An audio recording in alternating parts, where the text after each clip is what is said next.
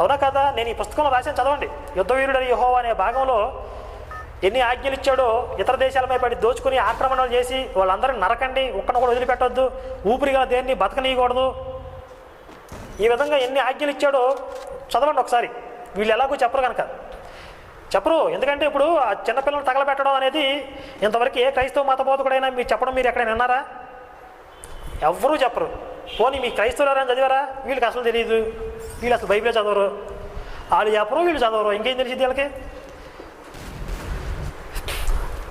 కనుక ఈ 99 మంది ఎవరు ప్రేరణతో చేశారు? బైబిల్ దేవుడు యెహోవా ఆజ్ఞలు ఏమిటి? ఇతర దేశాలపై పడి దోచుకుని వాళ్ళ సంపదను కొలగొట్టి అందులో వాటాలు పంచుకోండి. అదే ఈ 99 మంది చేశారు. ఈ ఒక్కడు మాత్రం మానవత్వంతో స్పందించి కొంత సహాయం చేశాడు ఇక్కడ ఉన్న వాళ్ళకి. ఇప్పుడు ఈ క్రైస్తవ మత ప్రచారకులు ఏం చేస్తారంటే, బైబిల్ ప్రేరణతో చేసిన ఈ 99 మందిని పక్కన పెట్టేస్తారు. చిచ్చి వాళ్ళకి మా సంబంధం లేదు, వాళ్ళు క్రైస్తవులు కాదంటారు. మానవత్వంతో సహాయం చేసిన